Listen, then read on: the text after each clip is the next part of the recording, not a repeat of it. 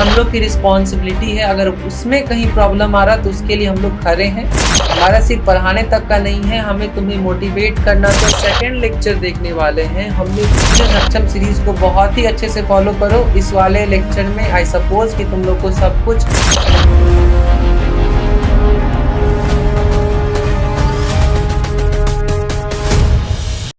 Hello students, so I welcome you all to this amazing platform of What is a Cab. So I hope आप लोग बहुत ही अच्छे से पढ़ाई कर रहे होगे एंड जो लेक्चर्स आप लोग को प्रोवाइड किया जा रहा है आप लोग रेगुलर बेसिस पे वो फॉलो कर रहे होगे। साथ ही साथ जो क्वेश्चंस आप लोग को प्रोवाइड कराया जा रहा है उसका आंसर्स मैं कमेंट सेक्शन में देख पाता हूँ।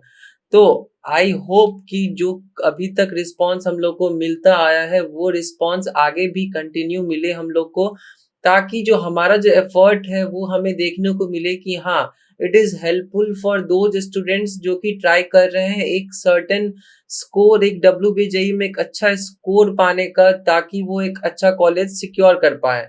सो I am Ashish Anand and I am your physics tutor at Warriors Educab. तो आज हम लोग मॉडर्न फिजिक्स का सेकेंड लेक्चर देखने वाले हैं। हमने फर्स्ट लेक्चर ऑलरेडी कर रखा है जिसमें कि हमने एटॉमिक स्ट्रक्चर की बात करी थी। एटॉमिक स्ट्रक्चर में हमने मेनली एटम्स के बारे में बात किया था, साथ ही साथ हमने लास्ट में इलेक्ट्रोमैग्नेटिक वेव्स के बारे में भी बात करा था।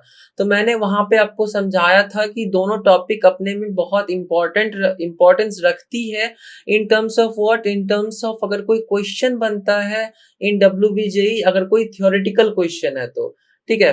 तो आज मॉडर्न फिजिक्स का जो हमारा सेकेंड लेक्चर है इसमें हम लोग क्या देखने वाले हैं सर, तो इसमें हम लोग देखेंगे कि Planck's quantum theory as promise. जैसे मैंने लास्ट लेक्चर में बोला था कि हम लोग क्या देखेंगे, प्लैंक्स क्वांटम थ्योरी, साथ ही साथ हम लोग फोटो इलेक्ट्रिक इफेक्ट देखेंगे। हम लोग प्लैंक्स क्वांटम थ्योरी देखने वाले हैं, उसके बाद हम लोग फोटो इलेक्ट्रिक इफेक्ट देखने वाले हैं जो कि one of the most important topic है हमारे पूरे मॉडर्न फिजिक्स का।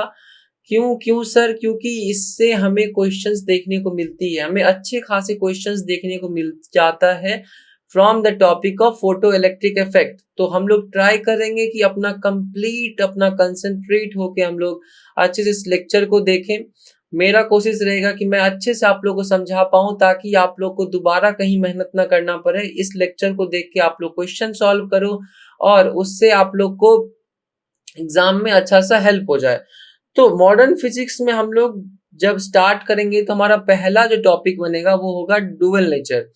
डुअल नेचर क्या सर, डुअल नेचर बोले तो लाइट की बात करते हैं हम।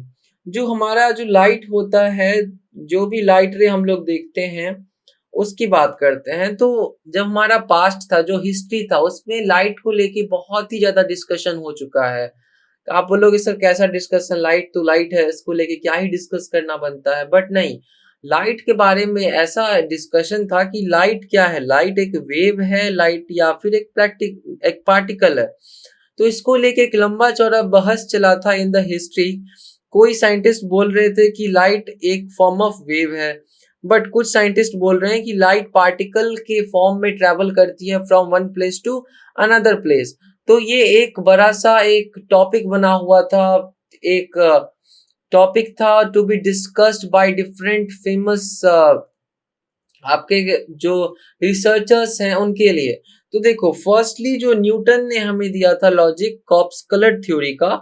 कॉर्पस्कुलर थ्योरी क्या बोलता है कि उन्होंने बोला कि पार्टिकल नेचर ऑफ लाइट। तो न्यूटन ने बोला था कि पार्टिकल नेचर ऑफ लाइट को वो सपोर्ट करते हैं, विच मीन्स कि वो बोल रहे थे कि लाइट जो है वो पार्टिकल नेचर शो करती है। बट हाइगेंस जब आए, हाइगेंस ने बोला कि he supported wave nature of light. Huygens का कहना था कि जो लाइट है वो कैसे ट्रैवल करती है, वो in the form of waves travel करती है। तो यहीं पे शुरू में ही दो कॉन्ट्रडिक्शंस ऑलरेडी हो चुका है कि फर्स्टली न्यूटन ने बोला कि पार्टिकल नेचर, सेकंड हाइगेंस ने बोल दिया कि वेव नेचर है। Third Maxwell electromagnetic wave theory बना, जिन्होंने बोला कि वेव नेचर ऑफ लाइट को उन्होंने प्रमोट करा, उन्होंने सपोर्ट करा। उसके बाद हमारे पास आता है मैक्स प्लैंक क्वांटम थ्योरी, जिन्होंने पार्टिकल नेचर को सपोर्ट करा। तो अभी तक हमने चार रिसर्चर्स, चार फेमस साइंटिस्ट की बात सुनी जिनका opinion on the topic of light अलग अलग है। कोई बोल रहे हैं कि लाइट क्या शो करता है, पार्टिकल नेचर शो करता है। और कोई बोल रहे हैं कि लाइट नहीं, लाइट कैसा नेचर शो करता है, लाइट वेव नेचर शो करता है। तो लास्ट में बात ऐसा होता है कि इन लोगों में से किसी की बात नहीं सुनी जाती है। ये सबसे बड़ा एक टर्निंग पॉइंट है कि इन लोगों में से चारों की बात गलत होती है। इंस्टेड इंस्टेड हम हमारे पास आते हैं डी ब्रॉगली साहब। डी ब्रॉगली सर क्या बोलते हैं? डी ब्रॉगली सर बोलते हैं कि लाइट, उन्होंने क्या सपोर्ट करा? उन्होंने लाइट को wave nature as well as particle nature बोला। उन्होंने क्या बोला? लाइट को wave nature as well as particle nature बोला। तो उन्होंने क्या बोला कि जब पार्टिकल नेचर शो करेगा तो हम लाइट का क्या मेजर करेंगे? हम उसका मोमेंटम मेजर करेंगे। क्या हम लोग मेजर करेंगे? हम उसका मोमेंटम ने कवर करेंगे। But when the light will show wave nature, then we will see what? Then we will see wavelength. Then we will focus on wavelength.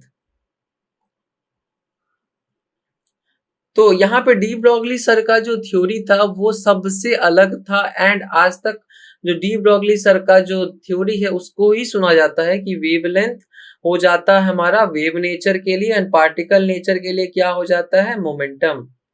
Particle nature के लिए क्या हो जाता है हमारा? मोमेंटम हो जाता है। तो इन्होंने क्या बोला ना कि इन्होंने बोला कि डी ब्रॉगली वेवलेंथ करके इन्होंने टर्म निकाला कि what is de Broglie wavelength. तो उन्होंने डी ब्रॉगली वेवलेंथ को एक्सप्लेन करा कि de Broglie wavelength is the ratio of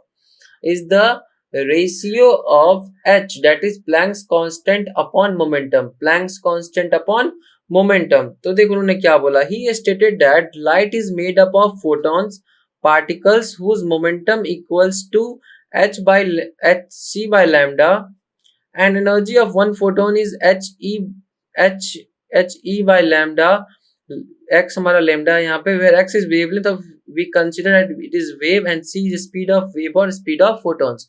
तो देखो उन्होंने क्या बोला कि जब कोई लाइट है हमारे पास, ठीक है, तो लाइट जो है वो ट्रेवल करती है in the form of what? Wave, और सेकंड क्या बोला मैंने? पार्टिकल के फॉर्म में। ठीक है, तो वेव की जब हमने बात करी तो वेव के लिए हम क्या डिस्कस करेंगे? वेवलेंथ डिस्कस करेंगे। बट यहाँ बात आ रहा पार्टिकल का, तो पार्टिकल के जगह हम क्या यूज करेंगे? हम यूज करेंगे फोटॉन्स का। हम क्या यूज करेंगे? फोटॉन्स का। अब सर फोटॉन्स क्या होता है? तो फोटॉन्स हमें क्लियर करा था प्लैंक्स क्वांटम थ्योरी के थ्रू। प्लैंक्स ने क्या बोला था कि जो लाइट, जो किसी की लाइट का जो रे होता है वो किससे बना हुआ होता है? उसमें क्या होता है? उसमें होता है हमारा फोटॉन्स। क्या होता है हमारा? फोटॉन्स। तो फोटॉन जो हमारा, वो फोटॉन्स को अगर हम लोग डिफाइन करें तो उन्होंने बोला कि अ पॉकेट फोटॉन्स मीन्स क्या होता है? Pocket of particles. तो फोटॉन्स जो हमारा है वो लाइट का पार्टिकल्स है, जो कि पार्टिकल नेचर को शो करता है कि light has what? Light has particle nature. इन और यही वेव नेचर तुम्हारा कैसे शो कर रहा है? तुम्हारा लाइट जो वेव के फॉर्म में प्रोपगेट कर रहा है, जो वेवलेंथ है लाइट की, वो किसको सपोर्ट कर रहा है? वो सपोर्ट कर रहा है हमारा वेवलेंथ को सपोर्ट कर रहा है। तो यहाँ पे momentum of photons is hc by lambda, energy is hc by lambda। तो देखो एनर्जी ऑफ वन फोटोन, तो इसके बाद energy of one photon propose किया गया कि एनर्जी क्या होगा भाई? एक फोटोन का, क्योंकि जो हमारे पास फोटोन है वो क्या है? Pocket of light particles. तो लाइट पार्टिकल्स जब हमारे पास आएगा, जब स्ट्राइक करेगा किसी भी सरफेस पर, तो उसका एनर्जी कैसे फाइंड करेंगे हम? तो एनर्जी का एक बेसिक सा फॉर्मूला है E equals hc by lambda। E equals hc by lambda। But sir जब मेरे को क्वेश्चन कवर करना पड़ेगा, जब हमें क्वेश्चन सॉल्व करना हो, तो हमें कुछ बताइए कि जिससे हमारा हेल्प हो। तो इन दैट केस हम डायरेक्टली न्यूमेरिकल के लिए क्या कर सकते हैं कि hc के जगह हम लोग डायरेक्टली यूज कर सकते हैं 12,040। क्या यूज कर सकते हैं हम लोग? 12,040 अपॉन लैम्डा ईवी। तो अब बोलोगे सर लैम्डा के बगल में आपने एनएम क्या लिखा है? तो एनएम का मतलब होता है नैनोमीटर। एनएम का क्या मतलब होता है? नैनोमीटर। तो जब हम लोग इस फॉर्मूले का यूज करेंगे, that is E equals 140 upon lambda, तो हमारा जो लैम्डा है उसका यूनिट क्या होना चाहिए, उसका यूनिट होना चाहिए नैनोमीटर। और इसको सॉल्व करके जो हमें एनर्जी का जो मैग्नीट्यूड मिलेगा उसका क्या यूनिट होता है, उसका यूनिट होता है हमारा इलेक्ट्रॉन वोल्ट। उसका क्या यूनिट होता है हमारा electron volt. And you already know कि 1 इलेक्ट्रॉन वोल्ट का कितना वैल्यू होता है। 1 इलेक्ट्रॉन वोल्ट की वैल्यू होती है 1 into 1.6 ten to the power -19 coulomb. तो उसको हम लोग जूल में ट्रांसफर कर लेंगे, ठीक, जूल में कन्वर्ट कर लेंगे। But at this point of time जो हमारे लिए इंपॉर्टेंट है that is E equals 1240 upon lambda, और जो यूनिट आएगा हमारा यूनिट आएगा EV का, ठीक है। इसी तरह जब हम लोगों को जो मैक्सिमम हम लोग कहीं अगर देखने को मिले, हम लोग को दो फॉर्मूला काम में आएगा। जब हम लोग लाइट को जो वेवलेंथ है उसको अगर हम नैनोमीटर में मेजर करें, इन दैट केस हम इलेक्ट्रॉन जो फोटोन है उसका हम लोग एनर्जी फाइंड करेंगे। सेकेंडली, जब हमारे पास अगर जो वेवलेंथ है वो अगर एंगस्ट्रॉम में दिया हुआ है, इन दैट केस हमारे लिए अलग फॉर्मूला है दैट इज 12,400 अपॉन लैम्डा। तो इसमें क्या कंडीशन है, इसमें बस इतना कंडीशन है कि जब लैम्डा हम लोग यूज करेंगे तो लैम्डा का क्या यूनिट होना चाहिए, लैम्डा के यूनिट होना चाहिए एंगस्ट्रॉम। लैम्डा का क्या यूनिट होना चाहिए, लैम्डा के यूनिट एंगस्ट्रॉम होना चाहिए। इन दैट केस हम लोग को एनर्जी ऑफ फोटोन हम लोग को मिल जाएगा, ठीक है। अब इससे आगे हम लोग मूव करें तो हमारे पास है some important points about photon. Photon का क्या क्या इंपॉर्टेंट पॉइंट्स है। तो photon is a particle of light. देखा, लाइट का एक पार्टिकल होता है मूविंग विथ, तुम इसको मान के चलो कि स्पीड ऑफ लाइट के बराबर ही ट्रैवल करती है what, photons. Speed of photon is independent frame of reference. Speed of photon को मेजर या ऑब्जर्व करने के लिए हमें फ्रेम ऑफ रेफरेंस पे डिपेंड नहीं होना होता है, that is fixed. Rest mass of photon is 0। अगर कोई फोटोन पार्टिकल है, अगर कोई पार्टिकल ऑफ फोटोन है हमारे पास,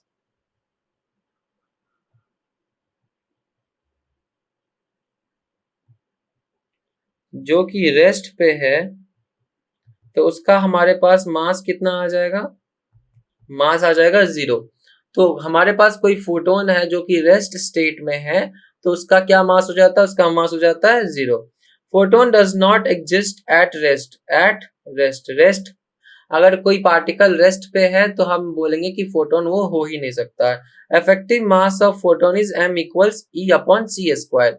m equals e upon c square, जो मास होता है हमारा फोटोन का वो कितना होता है, ई अपॉन सी स्क्वायर। जो जिससे कि हम लोग ये बोल सकते हैं कि जो हमारा मास है वो इनडायरेक्टली इनवर्सली प्रोपोर्शनल होता है 1 अपॉन लैम्डा के, 1 अपॉन लैम्डा के। तो सर इससे आप क्या बोलना चाह रहे हो, तो इससे मैं ये बोलना चाह रहा हूँ कि लाइक अगर क्वेश्चन कोई हमारे पास आए कि हमारे पास डिफरेंट लाइट्स दिया हुआ है, ठीक है। अगर हम लोग एग्जांपल ले तो विवग्योर की, जो रेनबो का कलर होता है विवग्योर की।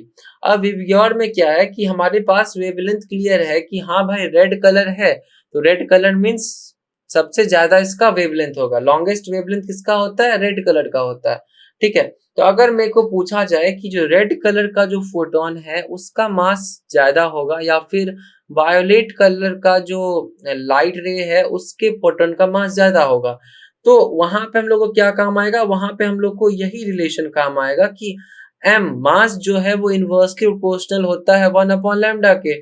तो अगर रेड लाइट की जो वेवलेंथ है वो लॉन्गेस्ट है, तो इसका मतलब क्या है कि जो उसका मास ऑफ 1 फोटोन होगा that will be the lowest, that will be the lowest। तो हम इसका यूज करके क्लियरली बता सकते हैं कि रेड कलर के फोटोन का मास ज्यादा होगा या फिर वायोलेट कलर के फोटोन का मास ज्यादा होगा। तो ये कंडीशन हमारे लिए इंपॉर्टेंट बन जाता है, ठीक है। इतना तक तुम लोग को समझ आया होगा। इसके बाद हम लोग मूव करते हैं order of waves. Order of waves बोले तो वेव, ऑर्डर ऑफ वेव्स नहीं, order, order of electromagnetic waves.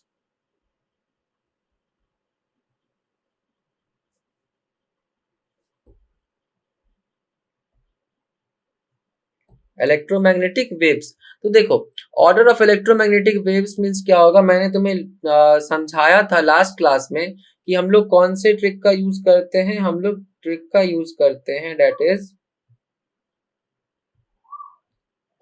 Russian magician Russian magician introduced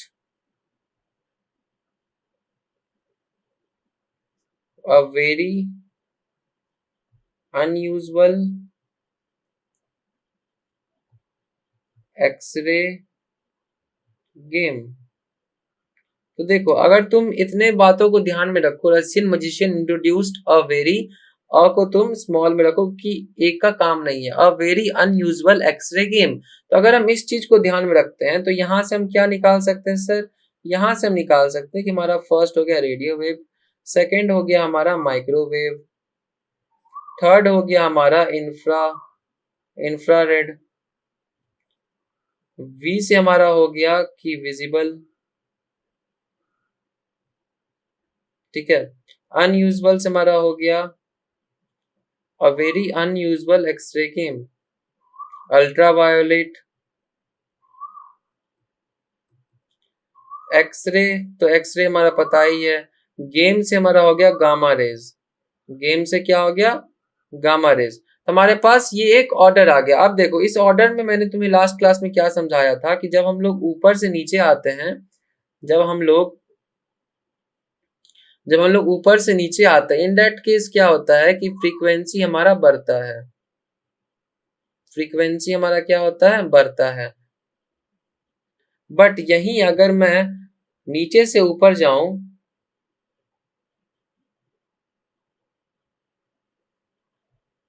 इसमें क्या होगा कि इसमें हमारा जो वेवलेंथ है वो क्या होगा? बढ़ेगा। तो अगर मैं नीचे से ऊपर जाता हूं तो इन दैट केस हमारा वेवलेंथ इंक्रीज कर रहा है, बट यही अपोजिट अगर मैं ऊपर से नीचे जाता हूं तो इन दैट केस क्या होता है? हमारा फ्रीक्वेंसी बढ़ता है। और मैंने लास्ट क्लास में ही तुम्हें समझाया था कि frequency is inversely proportional to wavelength, inversely proportional to wavelength. तो फ्रीक्वेंसी अगर बढ़ेगी तो इट इज ऑब्वियस कि वेवलेंथ घटेगी। ठीक, इस चीज को तुम ध्यान में रखोगे। ठीक है, ये हमारा क्वेश्चन नंबर 1 हो गया। Arrange the following increasing order of wavelength. अब देखो हमारे पास कौन कौन सा रेज है? एक्स रेज हमारे पास,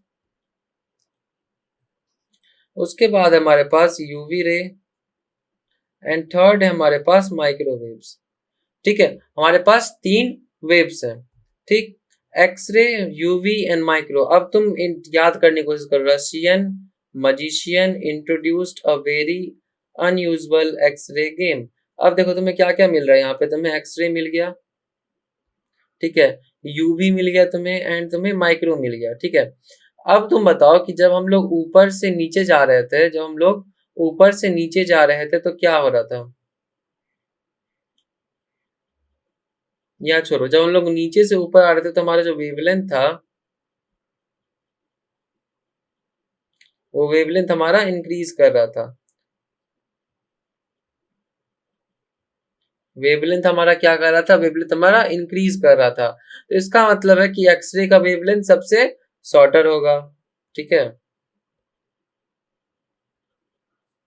उसके बाद कौन सा आएगा सर? उसके बाद आएगा अल्ट्रावायोलेट, एंड देन क्या आएगा सर? एंड आएगा हमारा माइक्रोवेव्स। तो हमारा जो ऑर्डर बनेगा, हमारा ऑर्डर कुछ इस तरीके से होगा कि एक्सरे का जो हमारे पास मैग्नीट्यूड है, दैट इज वेवलेंथ का जो मैग्नीट्यूड है, दैट विल बी लिस्ट, उसके बाद अल्ट्रावायलेट, और उसके बाद हमारा आ जाता है माइक्रोवेव्स आ जाता है। ठीक है, अब इसका हमारा नेक्स्ट टॉपिक है लीनियर मोमेंटम ऑफ फोटोन। की फोटोन का जो लीनियर मोमेंटम होता है वो हम कैसे फाइंड करेंगे? तो उसको फाइंड करने के लिए हमारे पास एक तरीका है, that is H by lambda, H by lambda. अब तुम बोलोगे एच बाय लैम्डा क्यों? देखो, मोमेंटम क्या होता है?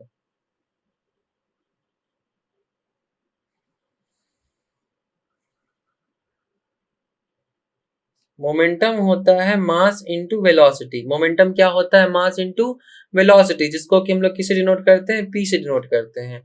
तो जो हमारे पास डी ब्रॉगली सर आए, डी ब्रॉगली सर ने क्या बोला कि जो वेवलेंथ होता है किसी भी लाइट पे, लाइट का अगर जो वेव नेचर शो करता है तो वो होता है एच अपॉन एम बी के, h upon m b, that is m b बोले तो जो हमारा मोमेंटम है वो। तो मोमेंटम को हम नहीं बोल सकते कि एच अपॉन लेमडा, हम तो मोमेंटम को भी बोल सकते हैं कि एच अपॉन लैम्डा। तो यहाँ वही बोला गया है कि जो हमारा मोमेंटम होता है किसी भी फोटोन का लीनियर मोमेंटम, वो क्या होगा, p equals to h upon lambda, where h क्या है, एच इज हमारा है प्लैंक्स कांस्टेंट। प्लैंक्स कांस्टेंट, यहाँ भी मैं बता दूं कि एच का मतलब है प्लैंक्स कांस्टेंट।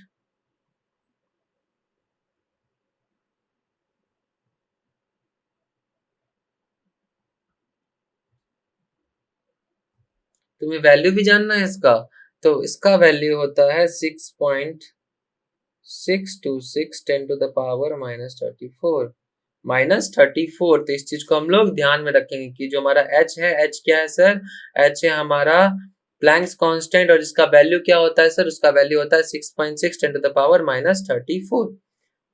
मैंने सही लिखा ना, -34, ठीक है।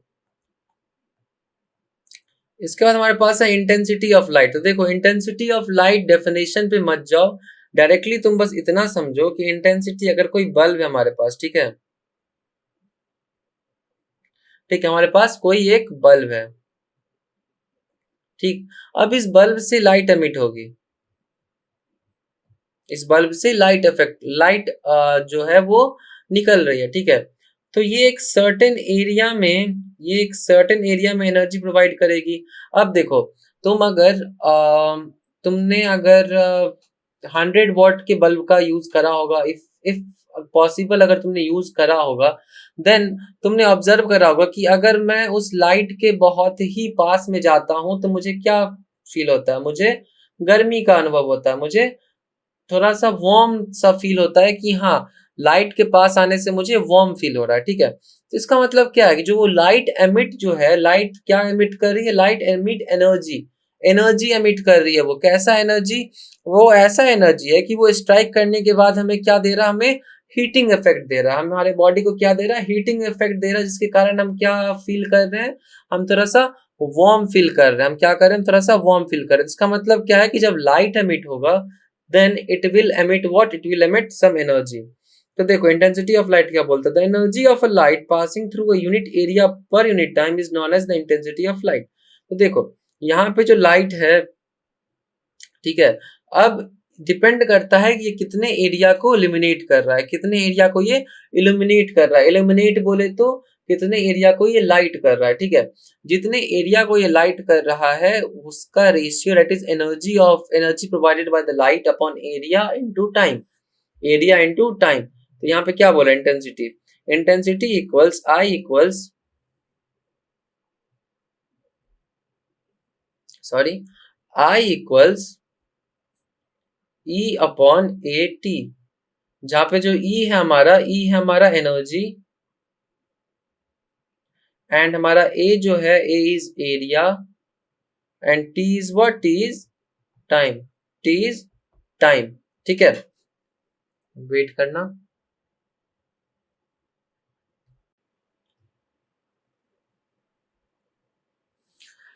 हाँ, तो हम लोग क्या बात कर रहे थे, intensity is energy upon area per unit time. क्या है इसका मतलब कि कितना एनर्जी एमिट हो रहा है उस लाइट सोर्स से, और कितना एरिया इल्यूमिनेट हो रहा है पर यूनिट टाइम। तो उससे हम क्या कैलकुलेट करते हैं, उससे हम लाइट का इंटेंसिटी कैलकुलेट करते हैं कि लाइट का इंटेंसिटी क्या है। और इंटेंसिटी कैलकुलेट करने से हमें आगे हेल्प मिलेगा कि जब फोटोन स्ट्राइक करेगी किसी भी सरफेस को, देन वी कैन फाइंड कि जो इंटेंसिटी है वो इंटेंसिटी कितना है, ठीक है। तो जो हमारा एनर्जी अपॉन जो टाइम होता है, that is E upon T, उसको हम जानते हैं, उसको हम लोग क्या बोलते हैं, उसको हम लोग बोलते हैं पावर। एनर्जी अपॉन टाइम क्या होता है, एनर्जी अपॉन टाइम होता है पावर। तो इसको हम क्या लिख सकते हैं, हमारे पास जो इंटेंसिटी आया, इंटेंसिटी को हम क्या लिख सकते हैं, इंटेंसिटी को हम लिख सकते हैं पावर अपॉन एरिया।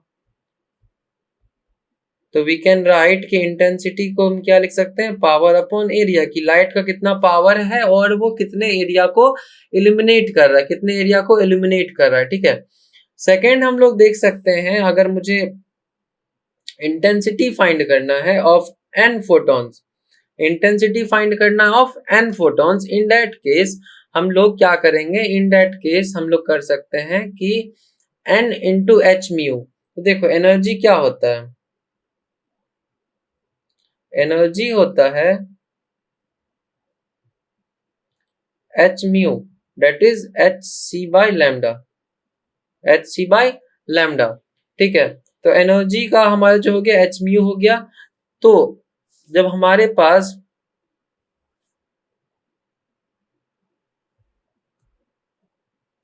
एनर्जी है ही और हमारे पास एरिया गिवन है, देन हम लोग कैसे फाइंड कर सकते हैं, हम लोग फाइंड कर सकते हैं n H mu upon A, N H mu upon a, that is n energy.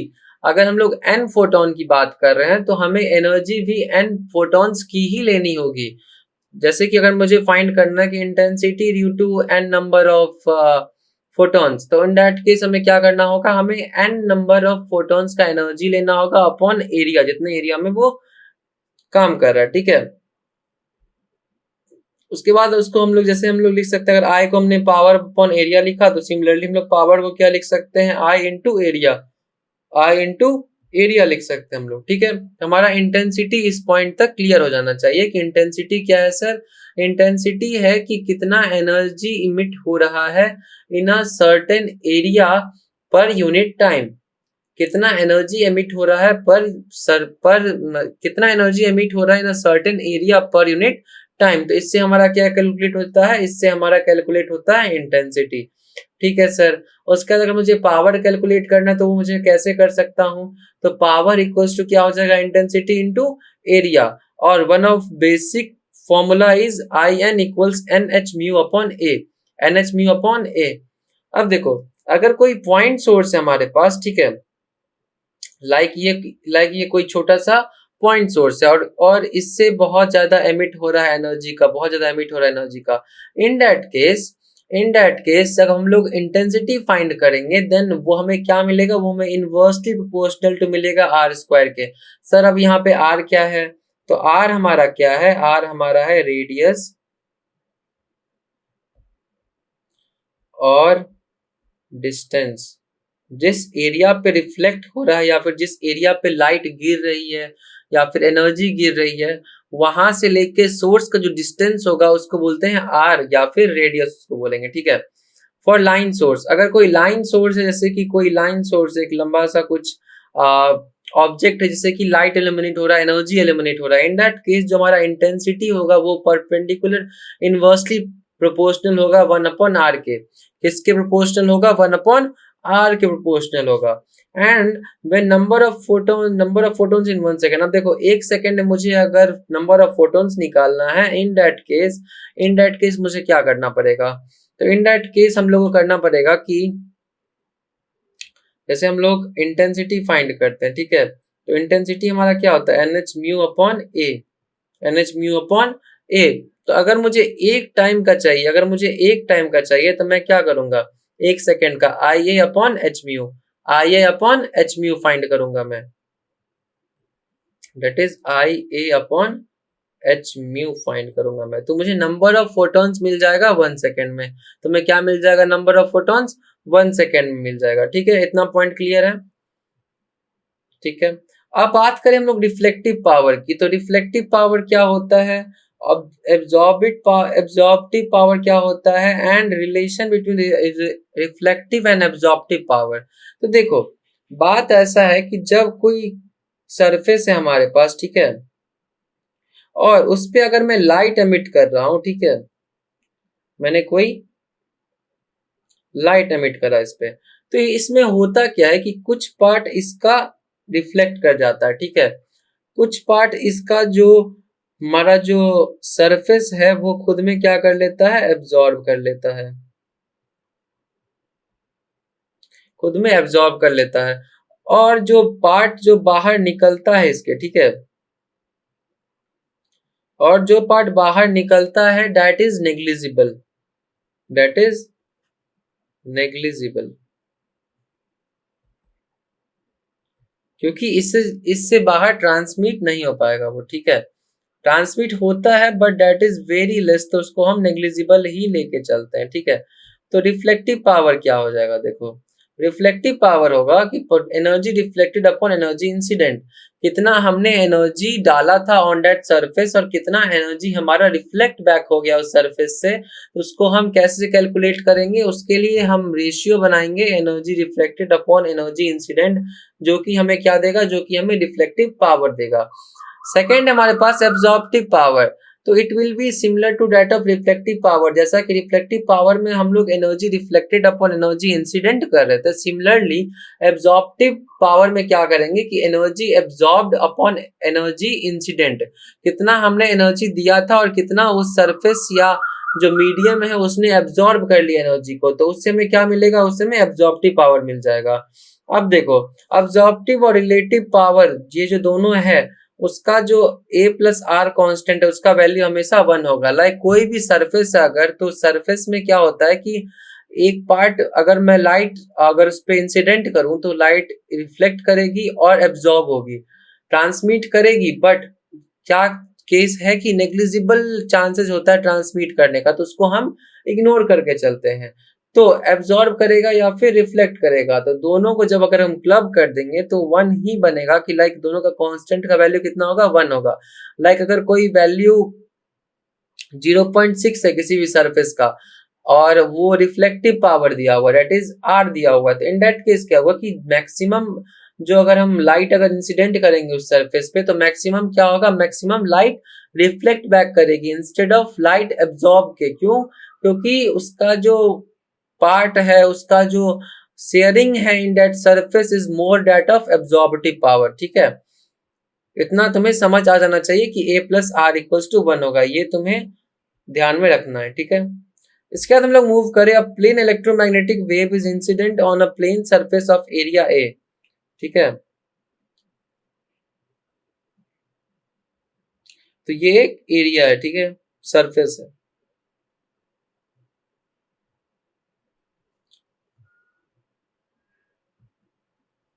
ये एक सरफेस है, ठीक है, इसका की एरिया ए है। A normally and is perfectly reflected, जैसे कि हम लोगों ने एक इंसिडेंट करा इस पे लाइट और ये रिफ्लेक्ट बैक कर गई। ठीक है, कंप्लीटली मतलब completely that is r equals to 1, r equals to 1 हो जाएगा। If energy strikes the surface in time t then what is the average pressure exerted on the surface. हमसे क्या पूछ रहा है, प्रेशर पूछ रहा है। अब प्रेशर पढ़ने के, अब प्रेशर सॉल्व करने के लिए हमें क्या सॉल्व करना होगा, हमें पढ़ना होगा रेडिएशन प्रेशर की। प्रेशर, रेडिएशन प्रेशर होता क्या है, तो देखो when photons fall on surface they exert a force and pressure on the surface, this pressure is called radiation pressure. तो देखो जब हमारा जो फोटॉन्स है अगर वो किसी भी सरफेस पे स्ट्राइक करती है तो इन दैट केस क्या होता है कि जो हमारा जो प्रेशर अप्लाई होता है सरफेस पे, ठीक है, तो this pressure is called radiation pressure, तो उसको हम क्या बोलते हैं, रेडिएशन प्रेशर बोलते हैं। ठीक है, तो यहाँ पे अगर एनर्जी ई स्ट्राइक करती है सरफेस को इन time T, what is the average pressure, तो प्रेशर इक्वल्स टू क्या होता है, force upon area, force upon area होता है हमारा। ठीक है, तो इससे हम एरिया फोर्स फाइंड करेंगे कि कितना फोर्स उस पर अप्लाई हो रहा है, एंड देन एरिया हम फाइंड करेंगे जो कि मेरे को दिया हुआ है एरिया ए। तो उससे हम क्या फाइंड कर सकते हैं, उससे हम फाइंड कर सकते हैं कि हमारा जो एवरेज प्रेशर होगा वो प्रेशर कितना होगा। ठीक है, इसका तुम्हारे पास नेक्स्ट क्वेश्चन है कि electron in hydrogen like atom, hydrogen like atom is H like atom, और ये क्वेश्चन तुम लिख के रख लो कि ये क्वेश्चन आएगा ही आएगा, भले ही वैल्यू चेंज कर दे, भले ही डिजिट्स चेंज कर दे, बट ऐसा क्वेश्चन एक तुम्हारे पीवाईक्यूज में और साथ ही साथ जो तुम्हारा एग्जाम है उसमें तुमको देखने को मिल जाएगा। ठीक है, इसमें क्या बोल रहा है कि electron in hydrogen like atom is in an excited state, it a total energy of minus 3.4, total energy कितना है, टोटल एनर्जी हमारा -3.4 इलेक्ट्रॉन वोल्ट। तो हमसे पूछ क्या रहा है सर, हमसे पूछ रहा है कि the kinetic energy and de Broglie wavelength of the electron are. तो ठीक है, तो काइनेटिक एनर्जी की बात करते हैं, तो काइनेटिक एनर्जी क्या होता है हम लोगों ने अभी तो नहीं पढ़ा, बट लेटर जब हम लोग एटम्स और न्यूक्लिया की बात करेंगे इन दैट केस हम लोग पढ़ेंगे कि जो काइनेटिक एनर्जी होता है वो निगेटिव ऑफ होता है टोटल एनर्जी के। वो क्या होता है, निगेटिव ऑफ होता है टोटल एनर्जी के। तो माइनस माइनस 3.4, तो which will give us what, which will give us 3.4 electron volt. तो काइनेटिक एनर्जी कितना हो गया हमारे पार्टिकल का, हमारे इलेक्ट्रॉन का, वो हो गया 3.4 इलेक्ट्रॉन वोल्ट। अब हमसे पूछा डी ब्रॉगली वेवलेंथ, तो डी ब्रॉगली सर ने क्या बोला था कि lambda equals to h upon m b, lambda equals to h upon m b. अब देखो तुम्हारे पास ना एम तुम्हारे पास गिवन नहीं है, बट वी नो इलेक्ट्रॉन का मास, बट यहाँ पे दिक्कत क्या है कि वेलोसिटी हमें नहीं आइडिया है। तो इसके लिए एक अलग फॉर्मूला होता है कि h upon root two m k e, root two m k ई। इसको अगर हम लोग सॉल्व करेंगे तो हम लोग को आंसर मिल जाएगा। अब देखो मैं ज्यादा क्वेश्चंस क्यों नहीं करवा रहा इस लेक्चर पे, इस लेक्चर में मैं ज्यादा क्वेश्चन इसलिए नहीं कर पा रहा हूँ क्योंकि जो मॉडर्न फिजिक्स के क्वेश्चन बनते हैं वो एटलीस्ट 2 चैप्टर्स को क्लब करके बनते हैं। तो जब तक हम लोग एक अच्छा पोर्शन ना कवर कर ले मॉडर्न फिजिक्स का, देन क्वेश्चन सॉल्व करना will be difficult for you guys only. मेरे लिए कोई डिफिकल्ट की बात नहीं है, क्योंकि देखो यहाँ पे h अपॉन एम बी है, बट मैंने h upon root two m k e कैसे लिख दिया ये तुम्हें समझ में नहीं आएगा at this point of time. तो यहाँ पे जो नुकसान है वो किसका है, यहाँ पे नुकसान तुम्हारा हो रहा है, और साथ में मेरे एफर्ट्स का हो रहा है कि मैं इतने एफर्ट से पढ़ा रहा हूँ। तो उसके लिए क्या जरूरत है, उसके लिए जरूरत है कि जब हम लोग एटम्स और न्यूक्लियाई अच्छे से कर लेंगे, उसके बाद हम लोग क्वेश्चन पे क्वेश्चन, एक पूरा का पूरा सेशन ही हम लोग क्वेश्चन पे रखेंगे कि मॉडर्न फिजिक्स के क्वेश्चन कवर करेंगे उसमें, ठीक है। इसके बाद हमारा स्टार्ट होता है फोटो इलेक्ट्रिक इफेक्ट। तो फोटो इलेक्ट्रिक इफेक्ट सर होता क्या है, तो अगर मैं इसे समराइज करके अगर छोटे छोटे भाषा में अगर मैं बोलूं इसे, ठीक है, तो इसका मतलब निकलता है कि जब कोई लाइट रे है वो अगर किसी सरफेस को स्ट्राइक करती है तो उससे क्या होता है कि जो इलेक्ट्रॉन्स हैं सरफेस में, उनमें एनर्जी प्रोवाइड कराता है, उनमें एनर्जी ट्रांसमिट करता है, तो उनमें एनर्जी ट्रांसमिट करता है। अब सोचो अगर ये लाइट रे है तो इसने क्या करा, इसने एक इलेक्ट्रॉन को स्ट्राइक करा, ठीक है, इलेक्ट्रॉन को स्ट्राइक करा इसने, तो इलेक्ट्रॉन को एनर्जी ट्रांसमिट करा, इलेक्ट्रॉन को एनर्जी ट्रांसमिट करा।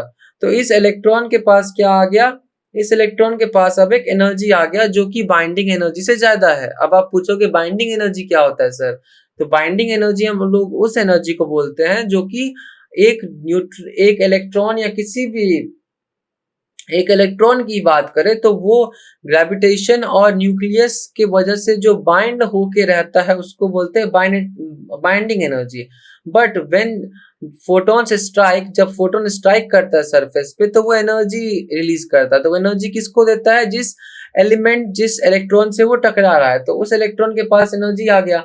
And if this energy is greater than the binding energy of electron, तो क्या होगा कि ये इलेक्ट्रॉन बाहर आ जाएगा, ये इलेक्ट्रॉन क्या हो जाएगा, बाहर आ जाएगा। अब बाहर जब आएगा ये इलेक्ट्रॉन तो हम लोग बस इतना ही स्टडी करते हैं कि किस वेलोसिटी से आएगा, क्या ग्राफ होगा। तो photo electric effect is all about that कि जो इलेक्ट्रॉन है वो कैसे बाहर निकलना चाहिए जब हम लोग किसी फोटोन को हम लोग स्ट्राइक करवाएंगे ऑन द सरफेस। तो इसको हम लोग देखना है, ठीक है।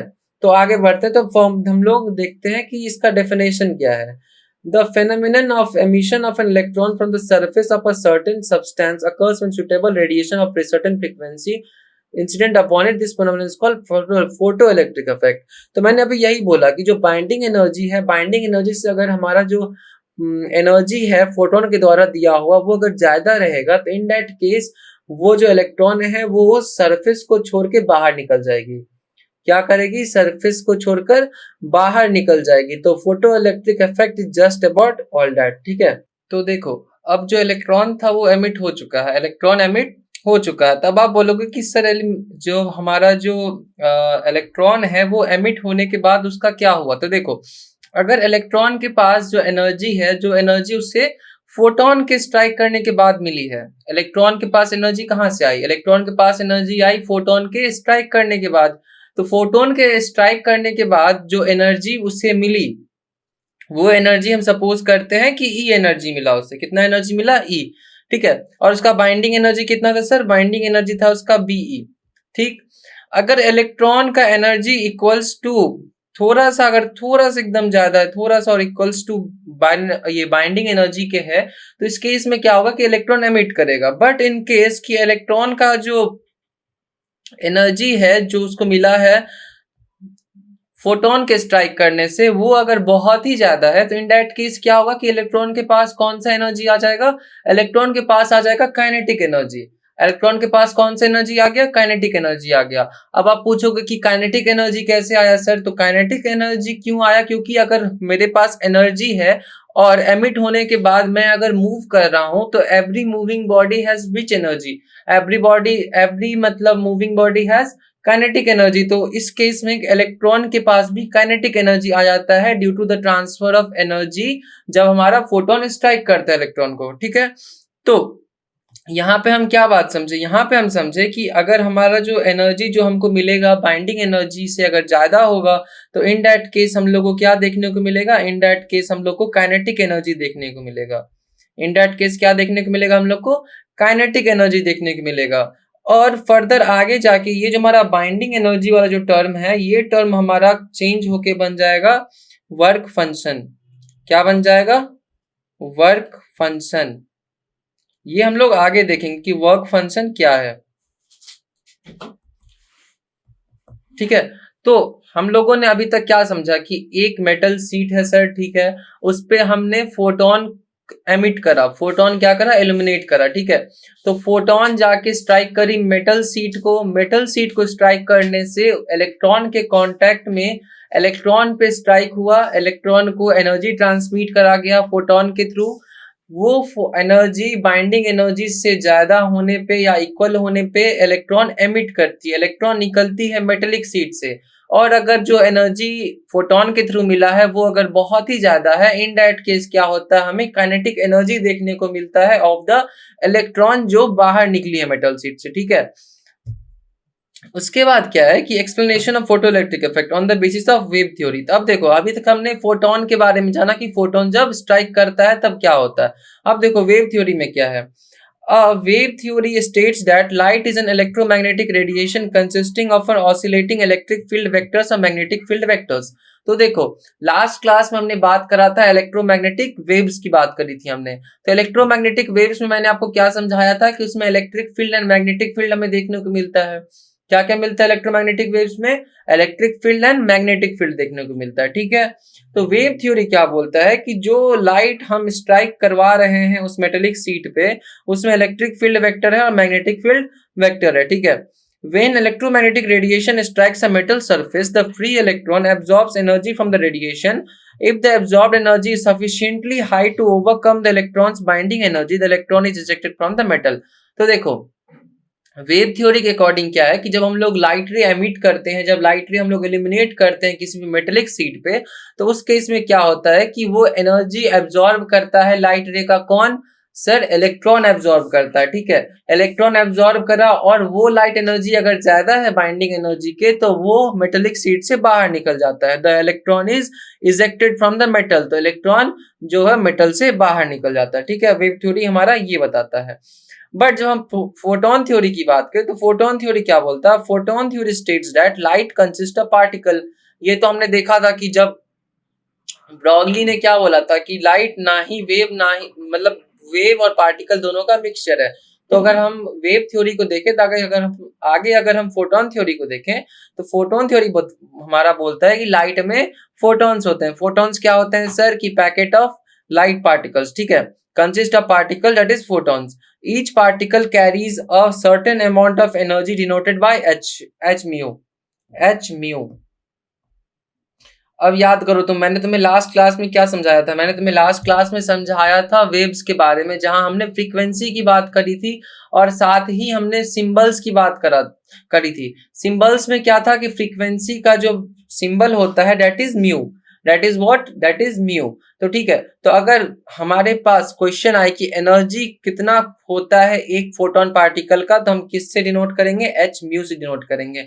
अब आप पूछोगे कि सर यहाँ पे एच क्या है, तो एच है हमारा प्लैंक्स कांस्टेंट, जो कि जिसके बारे हम लोगों ने लास्ट लेक्चर में बात कर लिया है, और उसका वैल्यू होता है 6.626 10⁻⁻34।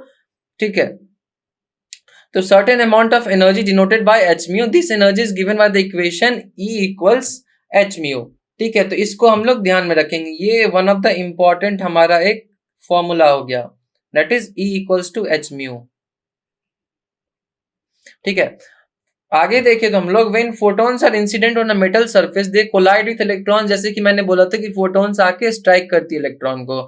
इन some collisions a photon is absorbed by an electron, thus the electron gains energy H mu. Energy कितना मिला उसे? H mu. If this energy is greater than the binding energy of the electron is ejected from the metal surface. तो देखो, अगर हम दोनों theories की बात करें, wave theory as well as हम लोग पार्टिकल थ्योरी की बात करें, इट इज फोटोन थ्योरी की बात करें हम लोग, तो कॉन्सेप्ट सेम है। क्या है? कॉन्सेप्ट सेम है कि आके भाई टकराओ, ठीक है, लाइट या फिर फोटोन आके टकराओ इलेक्ट्रॉन से। ठीक है सर, टकरा गया। टकराने के बाद इलेक्ट्रॉन क्या काम करेगा? इलेक्ट्रॉन एब्जॉर्ब करती है। इलेक्ट्रॉन क्या करती है? छीन लेती है उससे। क्या छीन लेती है सर? एनर्जी छीन लेती है उससे। ठीक है, एनर्जी छीन के उसके पास आ गया एनर्जी। अब वो क्या बात है कि इलेक्ट्रॉन बाइंडिंग एनर्जी से बंधी हुई रहती है, लाइक उसका वो रिस्ट्रिक्शन है कि उसे एटम में रहना है, न्यूक्लियस के साथ रहना है, एटम के साथ रहना उसको। बट जहां उसे एनर्जी मिलता है वो एटम को धोखा देके बाहर निकलना चाहती है। तो उस धोखा देने के लिए उसे क्या रिक्वायरमेंट है? उसके लिए उसे रिक्वायरमेंट है कि जो एनर्जी उसने एब्जॉर्ब करा है वो एनर्जी बाइंडिंग एनर्जी से ज्यादा होना चाहिए। वो एनर्जी बाइंडिंग एनर्जी से ज्यादा होना चाहिए। लाइक हम लोग आजकल, अगर आप लोग अपने आसपास भी देखो तो अगर किसी के पास ज्यादा पैसा है तो लोग उनके तरफ मूव करते हैं, किसके तरफ से? मतलब साइड होके जिनके पास कम पैसा है। ये देखा जाता है आजकल कि दो लोग अगर साथ में हैं और अगर कोई बंदा कम पैसे कमा रहा है तो जो थर्ड पर्सन होता है वो ट्राई करता है कि किसी और के पास जाए जिसके पास ज्यादा पैसा है। तो अगर जिसके पास ज्यादा पैसा अगर उसे मिल गया तो वो क्या करेगा? वो कम पैसे वाले को छोड़ के चला जाएगा। तो बाइंडिंग एनर्जी कम है और जो हमें एनर्जी मिल रहा है फोटोन से वो ज्यादा एनर्जी है, तो वो ज्यादा एनर्जी मिलने से वो एटम से बाहर चली जाती है, जो न्यूक्लियस से जो उसका रिलेशन रहता है उसको तोड़ के वो बाहर चला जाता है। बस इतना हमारा कॉन्सेप्ट क्लियर होना चाहिए फोटो इलेक्ट्रिक इफेक्ट के लिए। ठीक है, तो आई होप तुम्हारा यहां तक का पॉइंट कॉन्सेप्ट तुम्हारा क्लियर है। अब देखो, कॉन्सेप्ट के अंदर हम लोग अगर जाएं तो बहुत सारे टर्म्स का हम लोग को मतलब समझना है। तो पहला ही हमारा बात आता है कि सर ये एच म्यू जो है, इसमें एच तो हम समझ गए कि प्लैंक्स कांस्टेंट है। ठीक है, तुम सही समझे। सर ये म्यू क्या है? फ्रीक्वेंसी किस चीज का? तो फ्रीक्वेंसी है हमारे ये फोटोन का। फ्रीक्वेंसी किसका है? ये फोटोन या तो लाइट रे का, या तो लाइट रे का। अगर हम लोग वेव थ्योरी की बात करें तो वेव थ्योरी के अकॉर्डिंग लाइट रे का फ्रीक्वेंसी होगा, बट अगर हम फोटॉन्स की बात करें तो इन दैट केस क्या होगा कि फोटोन का वो फ्रीक्वेंसी होगा। ठीक है, तो ये हमारा पॉइंट क्लियर होना चाहिए। ठीक, उसके बाद बात करें हम थ्रेशोल्ड फ्रीक्वेंसी की। सर थ्रेशोल्ड फ्रीक्वेंसी क्या है? तो देखो, the minimum frequency of light required for a particular surface to eject electron is known as the threshold frequency. अब देखो, जहां हमने बात करा एनर्जी की, तो एनर्जी हमने क्या बोला कि एनर्जी ज्यादा होना चाहिए। ठीक है सर, एनर्जी ज्यादा होना चाहिए। तो एनर्जी का फॉर्मूला क्या है सर? एनर्जी का फॉर्मूला है हमारा एच म्यू, जिसमें से कि एच हमारा प्लैंक्स कांस्टेंट ही है। तो सब, तो जब मतलब जितना भी हमारा बात था वो कहाँ आके अटक गया? सारा का सारा बात आके अटक गया फ्रीक्वेंसी पे। किस पे बात अटक गई? फ्रीक्वेंसी पे बात अटक गई कि फ्रीक्वेंसी सर अगर ज्यादा या कम होगा उससे क्या डिसाइड होगा? उससे डिसाइड होगा हमारा एनर्जी। उससे क्या डिसाइड होगा? एनर्जी डिसाइड होगा। तो अगर हम यहाँ इस रिलेशन की ही बात करें तो हम लिख सकते हैं क्या कि E is directly proportional to frequency, क्योंकि फ्रीक्वेंसी पे भाई डिपेंड तो कर रही है। अगर ज्यादा फ्रीक्वेंसी होगी तो ज्यादा एनर्जी होगी। ठीक है, तो इस थ्रेशोल्ड फ्रीक्वेंसी क्या होता है कि अगर मुझे एक स्पेसिफिक मेटल से अगर मुझे इलेक्ट्रॉन निकालना है तो उस स्पेसिफिक मेटल का एक सर्टेन फ्रीक्वेंसी लिमिट होगा जिससे हमें ज्यादा फ्रीक्वेंसी का लाइट या फिर फोटोन स्ट्राइक करवाना पड़ेगा, तभी पॉसिबल है कि इलेक्ट्रॉन एजेक्ट करेगा। ठीक है, मैं दोबारा रिपीट करता हूं मैंने क्या बोला। देखो, हर एक जो हमारे पास स्पेसिफिक एलिमेंट होता है उसका एक स्पेसिफिक फ्रीक्वेंसी होता है। ठीक है, जिस फ्रीक्वेंसी से इलेक्ट्रॉन इजेक्ट करेगी। ठीक, अब जब मैं फोटोन या फिर लाइट पार्टिकल्स उस पर स्ट्राइक कर रहा हूं तो वहां पे मेरा एक प्राइम कंडीशन, सुप्रीम कंडीशन बन जाता है कि जो फ्रीक्वेंसी यूज होना चाहिए ऑफ दैट फोटोन और लाइट पार्टिकल वो ज्यादा होना चाहिए to that specified frequency of the element जिससे हम लोग इलेक्ट्रॉन निकाल रहे हैं। ठीक है, हम लोग इतना बात को ध्यान में रखेंगे, जो स्पेसिफाइड फ्रीक्वेंसी है उससे ज्यादा फ्रीक्वेंसी का हमें फोटोन या लाइट पार्टिकल यूज करना है। बस खत्म। बस हमें इतना ध्यान रखना है, इसको क्या बोलते हैं, थ्रेशोल्ड फ्रीक्वेंसी बोलते हैं, जो मिनिमम रिक्वायरमेंट है फ्रीक्वेंसी का फॉर दैट मेटल। ठीक, दिमाग में रहेगा तुम्हारे। Second, threshold wavelength. अब थ्रेशोल्ड वेवलेंथ क्या, देखो फ्रीक्वेंसी एंड वेवलेंथ का हमें रिलेशन पता है कि डेट आर इनवर्सली प्रोपोर्शनल, हमने लास्ट लेक्चर में ही देखा है। अगर तुमने नहीं देखा है लास्ट लेक्चर तो बहुत बड़ी गलती कर रहे हो तुम लोग, क्योंकि लास्ट लेक्चर से बहुत कुछ कनेक्टेड है। यहाँ पे पूरा का पूरा मॉडर्न फिजिक्स ही कनेक्टेड है एक दूसरे से, इस बात को तुम लोग समझो। तुम ये नहीं कर सकते हो कि एक स्पेसिफिक वीडियो आके तुम लोग देख रहे हो, तुम्हें क्या करना पड़ेगा, हर एक वीडियो को तुम्हें लाइन से फॉलो करना होगा, जिससे कि क्या होगा कि सारे के सारे कॉन्सेप्ट तुम्हारे क्लियर होंगे। तो अगर तुमने कल का वीडियो देखा है तो उसमें मैंने साफ साफ बताया है कि फ्रीक्वेंसी और जो हमारा वेवलेंथ होता है उसका इनवर्सली प्रोपोर्शनल का रिलेशन होता है। तो जैसे कि मैंने बोला कि थ्रेशोल्ड फ्रीक्वेंसी से ज्यादा फ्रीक्वेंसी का फोटोन हमारा स्ट्राइक करना चाहिए।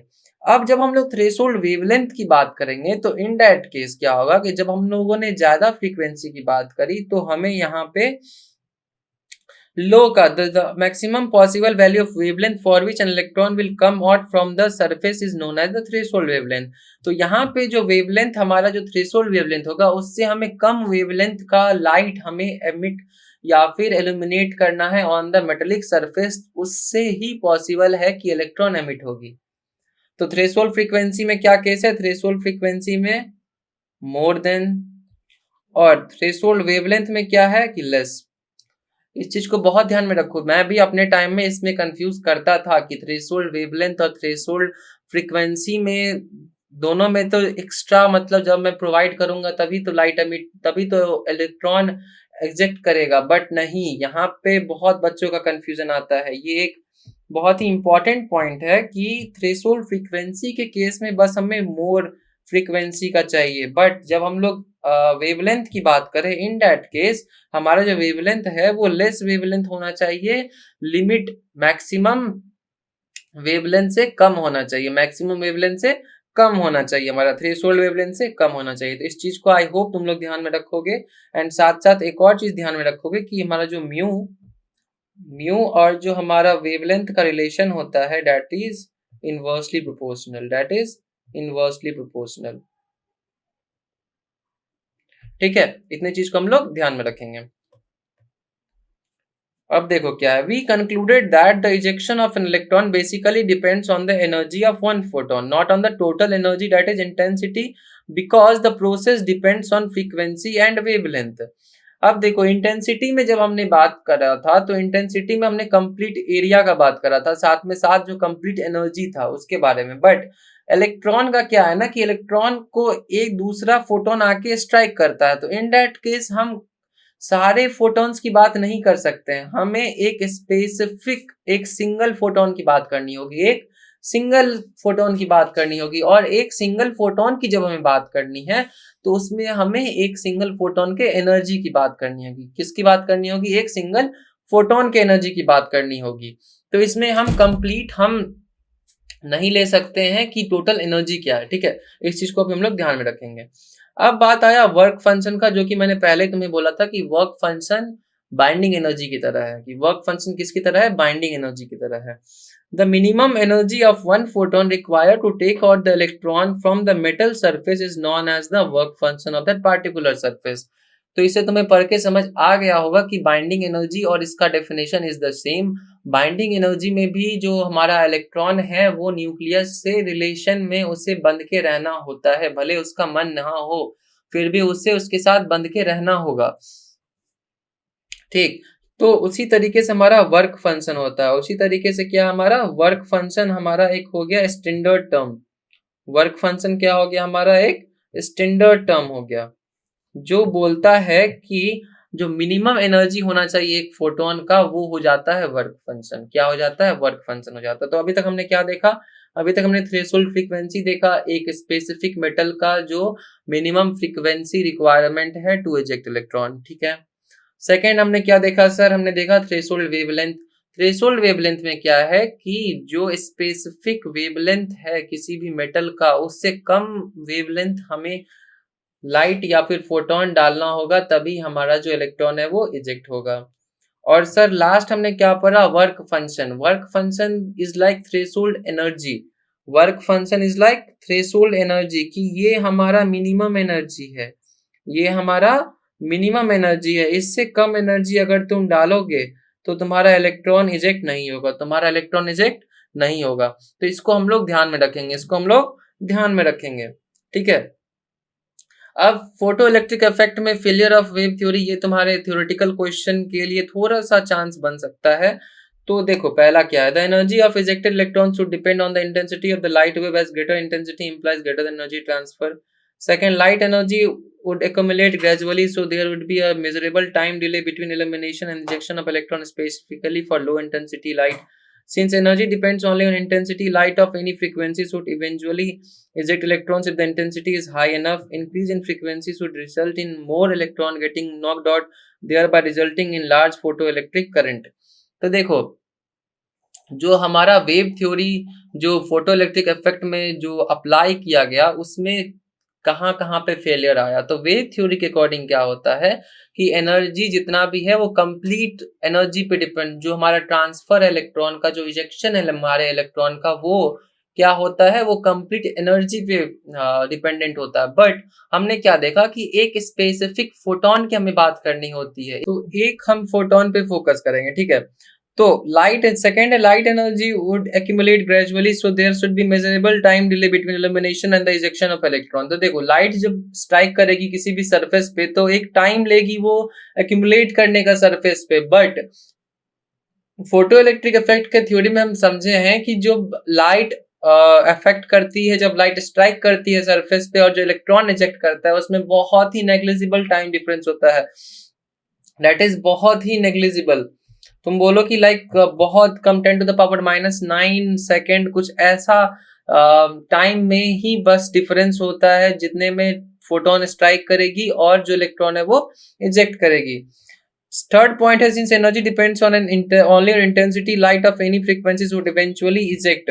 तो देखो वेव थ्योरी के अकॉर्डिंग क्या है कि जो सब कुछ है वो किस पे डिपेंड कर रहा है, इंटेंसिटी पे डिपेंड कर रहा है। बट अगर हम यहाँ पे देख रहे हैं कि जो एनर्जी है, एनर्जी कैसे कैलकुलेट हो रहा है, एनर्जी कैलकुलेट हो रहा है एच म्यू से। कैसे कैलकुलेट हो रहा है, एनर्जी हो रहा है एच म्यू से कैलकुलेट हो रहा है।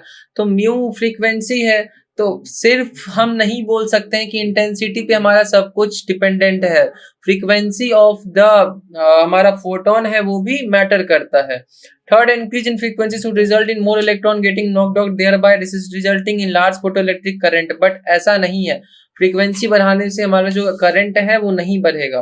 तो ये जितने सारे चारों पॉइंट्स हैं ये थ्योरेटिकल क्वेश्चंस के पॉइंट ऑफ व्यू से इंपॉर्टेंट है, क्योंकि अगर तुम्हारे क्वेश्चन में ये 4 पॉइंट्स आते हैं और अगर तुमसे पूछा जाए कि कौन सा फेल्योर है वेव थ्योरी का, तो हम ये बोल सकते हैं, ठीक है। तो इसके बाद हमारे पास है कि work function, threshold frequency and threshold wavelength depend on the metal surface. ये बहुत ही ज्यादा इंपॉर्टेंट पॉइंट है कि जो हमारा वर्क फंक्शन है, जो कि मैंने आपको बोला था कि थ्रेशोल्ड एनर्जी के इक्वल होता है, मतलब थ्रेशोल्ड एनर्जी उसको हम बोल सकते हैं। उसके बाद जो हमारा थ्रेशोल्ड फ्रीक्वेंसी होता है और हमारा थ्रेशोल्ड वेवलेंथ होता है, ये तीनों चीज जो है हमारा वो एक मेटल पे डिपेंड करता है। ऐसा है कि ये जो तीनों प्रॉपर्टीज हैं, ये अगर हम मेटल चेंज करेंगे तो ये प्रॉपर्टीज मेटल के साथ चेंज करेंगी। तो हम इस बात का ध्यान रखेंगे कि जब हमें कोई भी पूछे कि थ्रेशोल्ड फ्रीक्वेंसी और थ्रेशोल्ड जो हमारा वेवलेंथ है वो किस पे डिपेंड करता है, तो वो डिपेंड करता है कि कैसा मटेरियल हमने लिया है for what, for photo electric effect, ठीक है। यहाँ वर्क फंक्शन की बात करें तो वर्क फंक्शन में का जो फॉर्मूला होता है that is H mu not. यहाँ पे आप एफ का भी यूज कर सकते हो फॉर फ्रीक्वेंसी, बट जनरली जो आपको यूज्ड मिलेगा फॉर्मूला में that is H mu not. Mu naught क्या है, म्यू नॉट है हमारा यहाँ पे थ्रेशोल्ड फ्रीक्वेंसी। म्यू नॉट है हमारा क्या, हमारा है थ्रेशोल्ड फ्रीक्वेंसी, थ्रेशोल्ड फ्रीक्वेंसी हमारा, ठीक है। एच म्यू नॉट क्या हो गया, हमारा वर्क फंक्शन हो गया जो, और हमने ये पढ़ के रखा है कि म्यू नॉट क्या होता है, म्यू नॉट होता है equals to c by lambda not, c by lambda not. तो हमने कल पढ़ा था, पिछले लेक्चर में हमने देखा था कि जो हमारा फ्रीक्वेंसी होता है that is equals to c upon lambda. And what is lambda? Lambda is wavelength. तो जब हम लोग म्यू नॉट की बात करेंगे, थ्रेशोल्ड फ्रीक्वेंसी की बात करेंगे, then that will be equals to c upon threshold wavelength. ये क्या है हमारा? थ्रेशोल्ड वेवलेंथ है हमारा।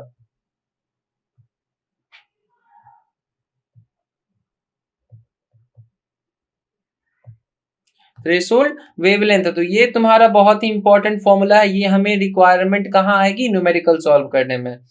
उसके बाद देखो यहाँ पे जो मेन हमारा फोटो इलेक्ट्रिक इफेक्ट का जो मेन फॉर्मूला है दैट इज दिस, कि देखो अब इसको हम लोग अच्छे से समझते हैं, ठीक है।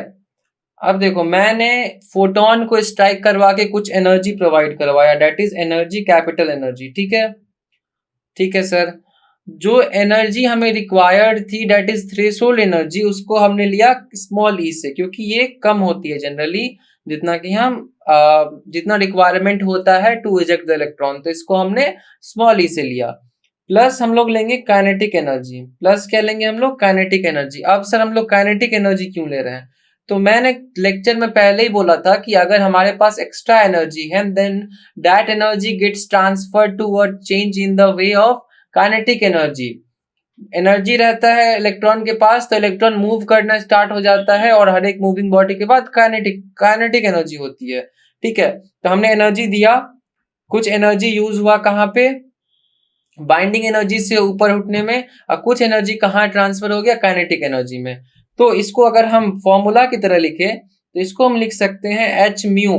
अब सर म्यू क्या है यहाँ पे है? तो म्यू है हमारा frequency of the photon. E small E क्या है sir? Small E energy, binding energy, that is work function. तो वर्क फंक्शन हमारा क्या है? एच म्यू नॉट, ठीक है। तो हमारा यहाँ पे क्या आ जाएगा? H mu not. अब सर काइनेटिक एनर्जी, तो काइनेटिक एनर्जी हमारे पास ऐसे कैसे रहेगा? तो हमारा जो फॉर्मूला बनेगा वो फॉर्मूला क्या हो गया हमारा फॉर्मूला हो गया h mu equals to h mu naught plus kinetic energy. तो इस चीज को हम लोग ध्यान में रखेंगे। तो ये हमारा दूसरा फॉर्म हो गया, ये म्यू के फॉर्म में है, तो ये हमारा किस फॉर्म में है? वेवलेंथ के फॉर्म में है, ठीक है। इसके बाद ये सारे फॉर्मूले भी उसी तरीके से हैं, बट डिफरेंट इसमें जो फॉर्मूला है दैट इज फ्रीक्वेंसी का यूज करा है, इसमें हमारा जो यूज करा है वेवलेंथ का यूज करा है, ठीक है। इसके बाद हमारे पास है काइनेटिक मैक्स, जो हमारा एनर्जी है वो जीरो से लेके कितना होगा, कितना डिफरेंस में होगा? That will be in the difference of the energy provided minus energy required to eject the electron, ठीक है। और जो हमारा काइनेटिक एनर्जी होता है वो हमेशा ही काइनेटिक एनर्जी मैक्स के कम होगा और जीरो के बीच होगा। अब काइनेटिक एनर्जी मैक्स सर किस केस में होगा वो हम आगे देखते हैं, आगे वाले पार्ट में। देखो इसमें क्या है कि why photo electric effect can not be explain by wave nature, हमने ऑलरेडी ये कर रखा है तो हमें जरूरत नहीं है बार बार रिपीट करने की, तो ये बस हम लोग एक बार रीड कर लेंगे। If we conclude wave nature, then for each and every intensity electrons have to come out, but experimentally it does not happen. It is found that electron ejection is independent of intensity. मैंने तुम्हें पहले ही बोला कि intensity पे हमारा कोई भी dependency नहीं है। इलेक्ट्रॉन जो इजेक्ट होती है उसमें इंटेंसिटी का कोई भी वर्क नहीं है, ठीक है। If we conclude wave nature, then in the ejection of electron sometimes time is required. Time required नहीं होता है, जो एक्सपेरिमेंटली डेटा है उसमें देखा गया है कि जब हमारा स्ट्राइक करता है फोटोन और जो हमारा इजेक्ट करता है इलेक्ट्रॉन उसके बीच में नेग्लिजिबल टाइम डिफरेंस होता है। तो ये सब बातें हैं जो वेव नेचर को सपोर्ट नहीं करती है in terms of photo electric effect. Third हमारे पास अगर हम लोग वेव नेचर को कंसिडर करें, then the ejection of an electron does not depend on frequency and wavelength, it should depend on intensity. But हमने देखा कि जब तक हमारा जो फ्रीक्वेंसी है फोटोन का वो जो हमारा थ्रेशोल्ड फ्रीक्वेंसी है उससे ऊपर नहीं होगा तब तक इलेक्ट्रॉन रिजेक्ट नहीं होगा। तो यहाँ पे भी वेव नेचर हमारा फेल हो जाता है, ठीक है। इसके बाद है if we found that the number of light photons. अब देखो लायक और नालायक फोटॉन्स क्या होता है। देखो if we found that the number of like photon per second is too high in comparison with the number of electrons coming out, this means that the maximum number of layak photon wasted is only 0 to 0.1 or 0.2% that can work। तो देखो हमारा जो photons है जो कि काम करता है, क्या काम करता है? फोटॉन्स काम करता है इलेक्ट्रॉन को बाहर निकालने का। तो वैसा फोटोन क्या कहलाएगा? वैसा फोटोन हमारा कहलाएगा लायक फोटॉन्स की, वो किसी काम के फोटॉन्स है, ठीक है। पर सेकेंड इज टू हाई, जो ये फोटॉन्स जो इजेक्ट करवा रही है इलेक्ट्रॉन को, उनका नंबर जो है पर सेकेंड वो काफी ज्यादा है in comparison with the electron coming out. This means that the maximum number of like photon wasted is only that can work. तो हमारा जो डिफरेंस होता है जितना, अब ये भी नहीं है कि जितना फोटोन हम स्ट्राइक करें उतना फोटोन बाहर निकलता है, ये चीज तुम दिमाग से हटा दो कि number of photon equals to number of electron होगा। इस चीज को तुम लोग दिमाग से निकाल दो कि जितना हम लोग फोटोन स्ट्राइक करवाएंगे उतना ही इलेक्ट्रॉन बाहर निकलेगा, बिल्कुल भी नहीं। जो हमारा एफिशिएंसी है वो कभी भी 1 के इक्वल नहीं होता है। Efficiency is always less than 1, मतलब जितना हम लोग फोटोन्स डालेंगे हम लोग मेटेलिक शीट पे, उसमें से कुछ जो पोर्शन 0.1 टू 0.2%, वो पोर्शन हमारा जो है वो किसी काम का नहीं होगा, वो वेस्टेड होगा। तो efficiency is always less than 1 है। ठीक, इसके बाद हम लोग ग्राफ की बात करें तो ग्राफ जो हमारा ड्रॉ होता है वो फॉर्मूले पे बेस्ड होता है। जो फॉर्मूला हमने अभी अभी देखा, सर हमने क्या फॉर्मूला देखा था? हमने देखा था कि capital E equals small e plus kinetic energy. हमने ये फॉर्मूला देखा था ना। तो हमारा जो स्मॉल e होगा वो h f naught, that is f यहाँ पे म्यू नॉट की जगह पे यूज करा गया है, H F kinetic energy max. तो हमारा क्या, एच एच को अगर हम लोग कैंसिल करें तो F इक्वल्स एफ नॉट के ई मैक्स अपॉन एच। ठीक है, इसको अगर हम फर्दर अगर हम लोग सॉल्व करें then K E max upon H equals to हो जाएगा F माइनस एफ नॉट। क्या हो जाएगा? F माइनस एफ नॉट हो जाएगा हमारा के ई ये हो गया,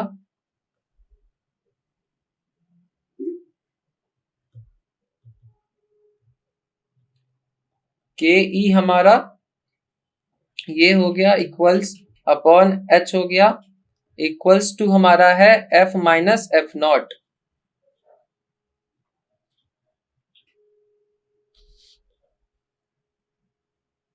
तो देखो इसको अगर हम y equals M X plus C से अगर हम लोग इसको कंपेयर करें, इसको किससे कंपेयर करें हम लोग?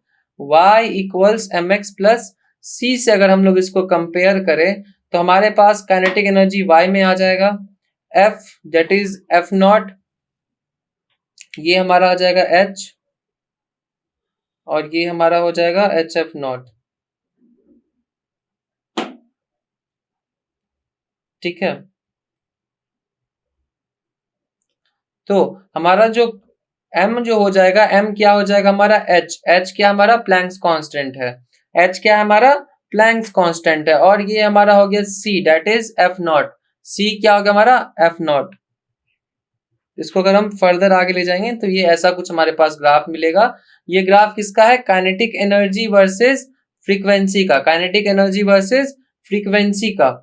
और जो रिलेशन हमारे पास आया वो रिलेशन हमारे पास यहां से आएगा। कहां से आएगा? यहां से आएगा हमारे पास वो रिलेशन। ठीक है, that is h f equals h f naught plus kinetic energy max. तो यहाँ पे हमारा ग्राफ क्लियर होता है, जो कि फर्स्ट ग्राफ हमारा इस वाले फॉर्मेट पे बेस्ड था, that is energy equals binding energy और या तो फिर work function plus kinetic energy. ठीक है, यहाँ पे हमारा एक छोटा सा करेक्शन होगा, डेट इज यहाँ पे एच एफ नॉट आएगा। That is h f naught को तुम लोग क्या कर सकते हो? एच एफ नॉट को तुम लोग वर्क फंक्शन भी डिनोट कर सकते हो। क्या डिनोट कर सकते हो? Work function.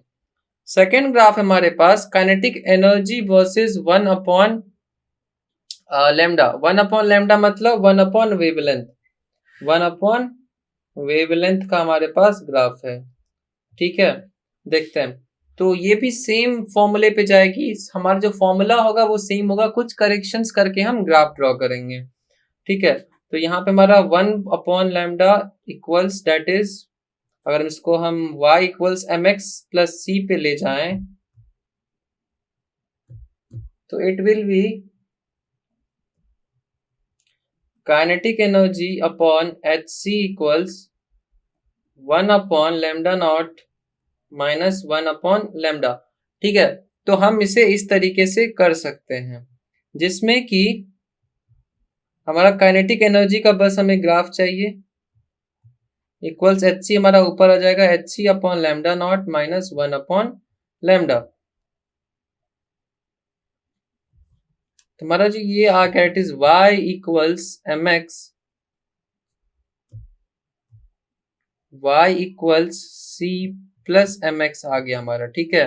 तो y हमारा हो गया काइनेटिक एनर्जी मैक्स जो कि यहाँ पे है, ठीक है। c हमारा हो गया एच सी अपॉन लैम्डा नॉट, क्या हो गया हमारा एच सी अपॉन लैम्डा नॉट हो गया हमारा। तो यहाँ पे जो हमारा that is h C upon,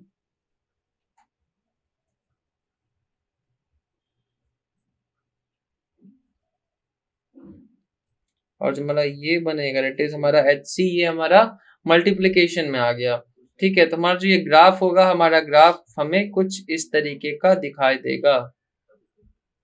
ये ग्राफ है हमारा, ये कुछ इस तरीके का हमें दिखाई देगा, ठीक है।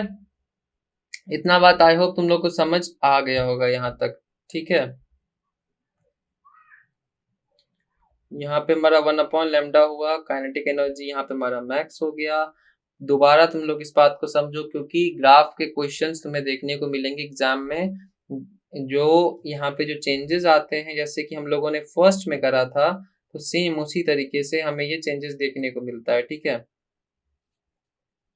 यहाँ पे हमारा जो काइनेटिक एनर्जी हुआ है वो इस साइड आ गया, तो 1 + λ0 माइनस हमारा ये बन जाएगा, दैट इज ये माइनस हो जाएगा हमारा, ये वाला माइनस, ये प्लस, तो हमारा कैसा कुछ बन जाएगा, हमारा ये माइनस एच सी हो जाएगा। और ये जो हमारा होगा ग्राफ, उसका स्लोप क्या होगा, उसका स्लोप होगा हमारा एच सी, उसका स्लोप क्या होगा हमारा एच सी स्लोप होगा। और जो इसका सी पार्ट आएगा it is minus h C upon lambda naught, जिसको हम लोग क्या लिख सकते हैं सर, जिसको हम लोग लिख सकते हैं that is work function, that is work function, ठीक है।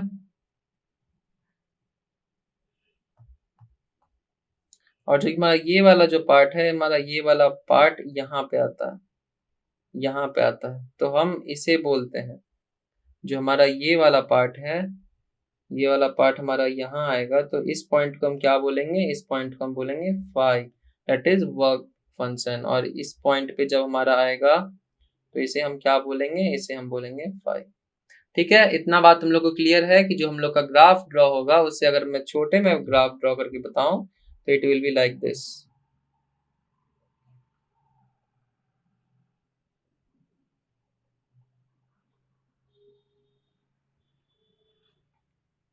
ठीक है। और ये कुछ इस तरीके का ग्राफ होगा हमारा, ये हमारा हो जाएगा फ्रीक्वेंसी, ये हमारा हो गया काइनेटिक एनर्जी, और ये हमारा क्या हो जाएगा, ये हमारा वर्क फंक्शन हो जाएगा। सिमिलरली इसमें भी हम लोग ग्राफ ड्रॉ करेंगे और ये वाला पॉइंट हमारा वर्क फंक्शन हो जाएगा, ठीक है। आई होप तुम्हारा ग्राफ यहाँ तक क्लियर है। ग्राफ क्लियर होने के बाद हम लोग मूव करते हैं स्टॉपिंग पोटेंशियल पे कि सर स्टॉपिंग पोटेंशियल क्या होता है। तो देखो जब फोटो इलेक्ट्रिक इफेक्ट स्टार्ट होता है तो stopping potential is the potential needed to halt the ejection of electron, to halt the ejection of electron. Electron जो निकल रहा होता है, इजेक्शन जो हो रहा था उसका अगर हमको रोकना है from a metal surface when an incident beam with energy greater than the metal's work function is applied. तो देखो स्टॉपिंग पोटेंशियल क्या है, स्टॉपिंग पोटेंशियल ऐसा पोटेंशियल प्रोवाइड करा जाता है to the metal surface so that कि अगर हम फोटॉन्स अगर हम स्ट्राइक करवा रहे हैं सरफेस पे, ठीक है, फोटॉन्स हम स्ट्राइक करवा रहे हैं सरफेस पे और ऐसे फोटॉन्स हैं वो जिनका की एनर्जी ग्रेटर देन है वर्क फंक्शन के, बट स्टिल हम चाहते हैं कि जो हमारा इलेक्ट्रॉन है वो बाहर ना निकले, इन दैट उसके लिए हम लोग स्टॉपिंग पोटेंशियल अप्लाई करते हैं टू दैट मेटल, और उससे जो हमारा जो मूवमेंट है, जो इजेक्शन इलेक्ट्रॉन का, वो हमारा रुक जाता है। तो हमारा kinetic energy max, stopping potential में क्या बोलते हैं काइनेटिक एनर्जी मैक्स, और उसका फॉर्मूला क्या है ई म्यू, क्या है हमारा ई वी, क्या है हमारा ई वी है हमारा ई वी, जहां पे वी क्या हमारा स्टॉपिंग पोटेंशियल आ जाएगा, ठीक है, स्टॉपिंग पोटेंशियल आ जाएगा हमारा। इतना अगर हम पोटेंशियल रख देते हैं तो उस केस में क्या होगा कि इजेक्शन ऑफ इलेक्ट्रॉन पॉसिबल नहीं होगा, इजेक्शन ऑफ इलेक्ट्रॉन हमारा रुक जाएगा। उसके बाद बात करें सैचुरेशन करंट की, when the potential is increase on the positive side the current rises initially. अब देखो जब हम लोग पोटेंशियल यूज करते हैं मेटल पे तो शुरू में क्या होता है कि जो हमारा करंट है वो धीरे से स्टार्ट होना शुरू होता है, ऐसे ही स्टार्ट होना शुरू होता है, ठीक है।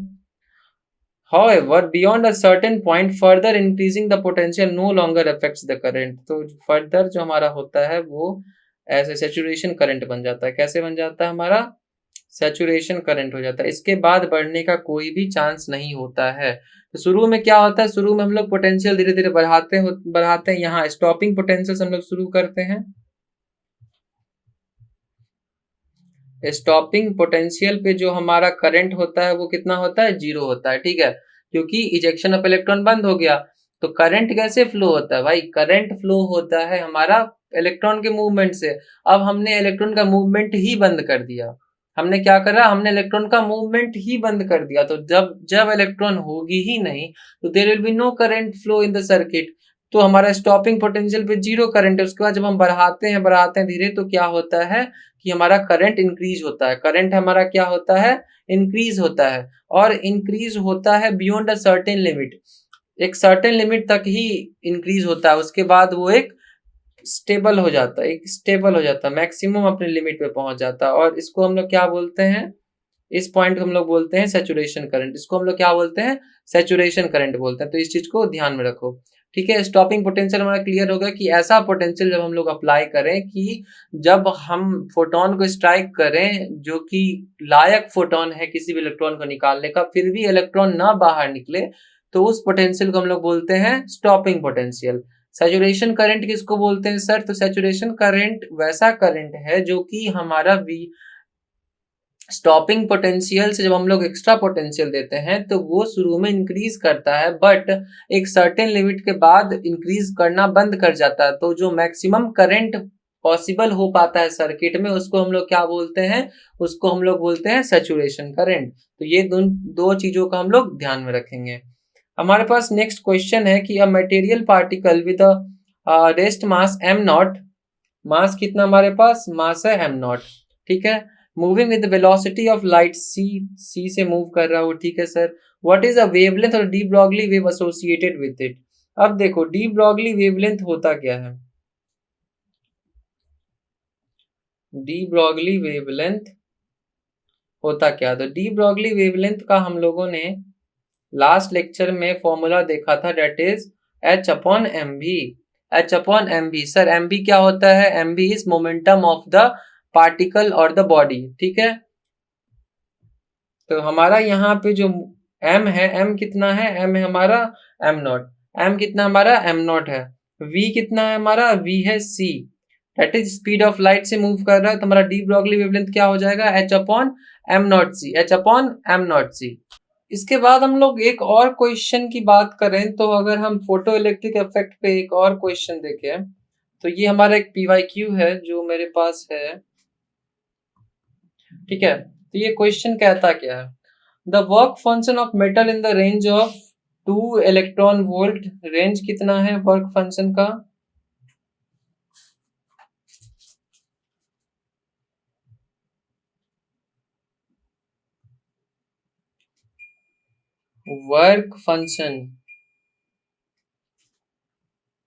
वर्क फंक्शन हमारा किस रेंज में है? 2 electron volt to 5 electron volt. ठीक है, तो हमसे क्या पूछ रहा है? Find which of the following wavelength of light can not be used for photo electric effect. जबकि हमारे पास क्या गिवन है? हमारे पास वेवलेंथ गिवन है। वेवलेंथ हमारे पास क्या क्या गिवन है? फर्स्ट है हमारे पास 510 नैनोमीटर।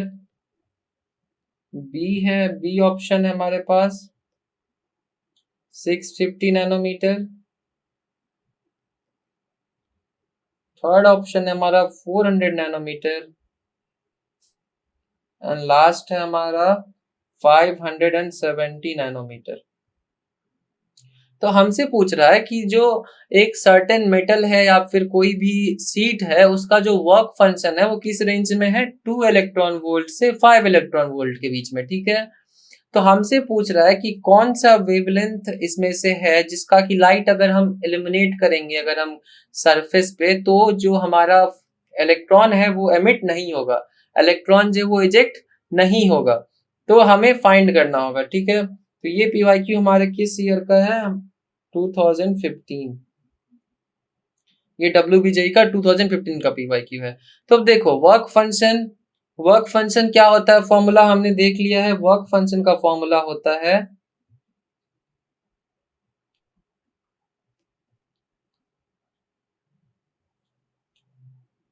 वर्क फंक्शन होता है हमारा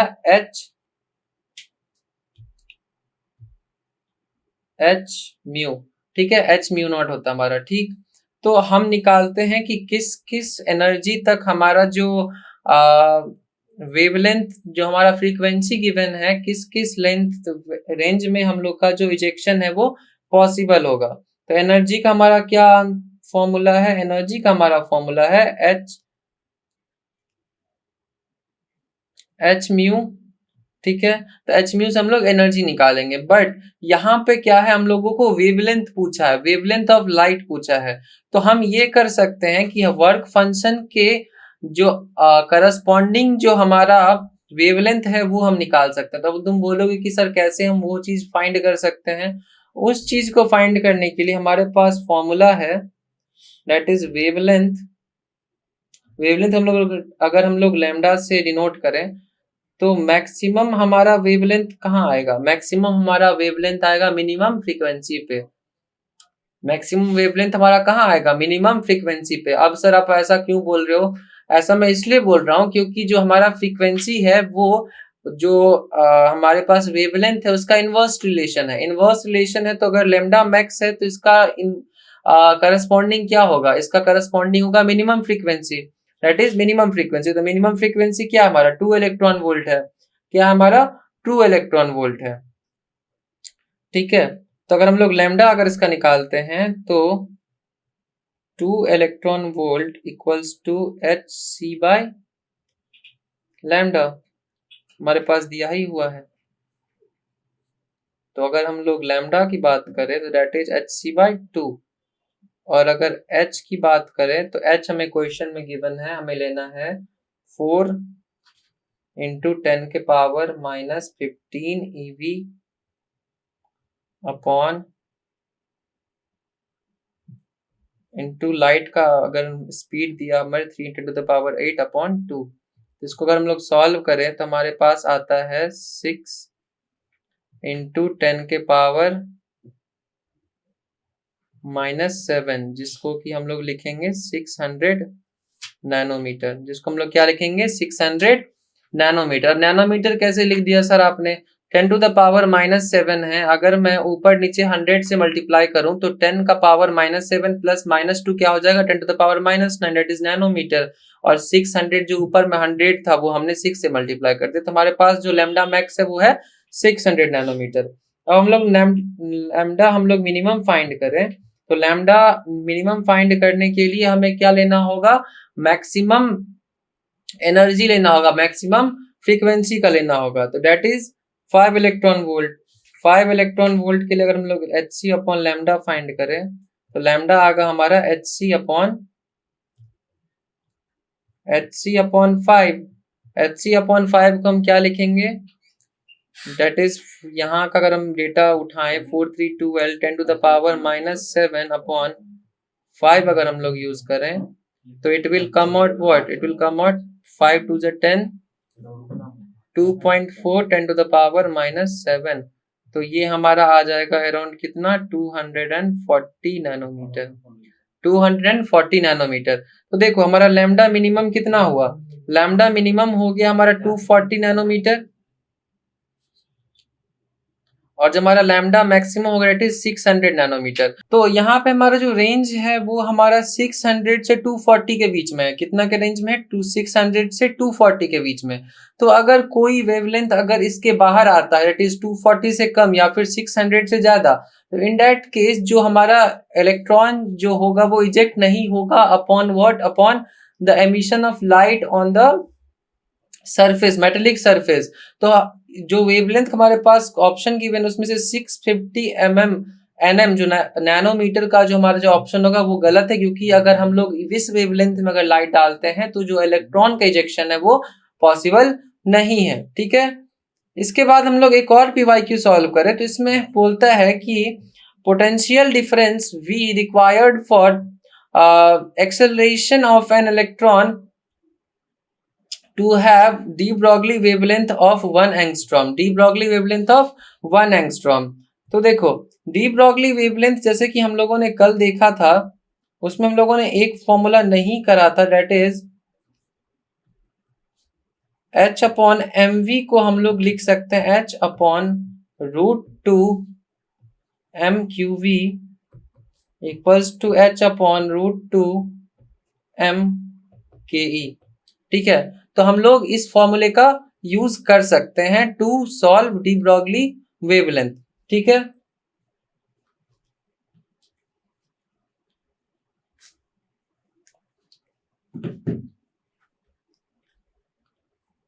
इसमें अब हमारे पास h का वैल्यू हमारे पास गिवन है √2m3। अब तुम पूछोगे कि सर m यहाँ पे किसका होगा, m यहाँ पे होगा इलेक्ट्रॉन का, क्योंकि हम इलेक्ट्रॉन का निकाल रहे हैं वेवलेंथ। तो यहाँ पे इलेक्ट्रॉन का कितना आ जाएगा,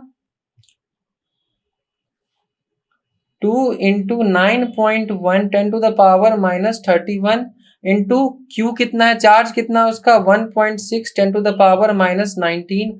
और जो हमारे पास V है, V मेरे को फाइंड करना है, बट गिवन क्या है, गिवन है हमारा जो गिवन है दैट इज 10⁻10 एंगस्ट्रॉम। तो ये हमारा मीटर हो गया। 1 एंगस्ट्रॉम इक्वल्स कितना होता है 10⁻⁻10। अब हम लोग इसको सॉल्व करेंगे by putting the value of h। तो हम लोग को क्या मिलेगा, हम लोग को मिलेगा v। अब इस v की वैल्यू मुझे एक एक बच्चों का कमेंट में चाहिए आंसर कि v का ये आंसर होगा। मैंने पूरा का पूरा सॉल्यूशन तुम्हें लिख के दे दिया, तुम्हें बस ये सॉल्यूशन सॉल्व करना है और ये आंसर तुम्हें कमेंट बॉक्स में तुम्हें टाइप करके बताना है कि हाँ मेरा ये आंसर आया। ठीक है, और इन केस तुम्हारा ये आंसर नहीं आता, तुम्हें कोई प्रॉब्लम है, डाउट है, तो तुम इस टेलीग्राम चैनल को ज्वाइन करो जो कि डिस्क्रिप्शन बॉक्स में लिंक गिवन है। उस टेलीग्राम ग्रुप में यू कैन सेंड मैसेज कि सर मेरे को यहाँ पे प्रॉब्लम आ रहा, मेरे को यहाँ पे कंफ्यूजन है, तो तुम्हें 1-to-1 इंटरेक्ट करने का तुम्हें मौका दिया जाएगा विद योर टीचर्स।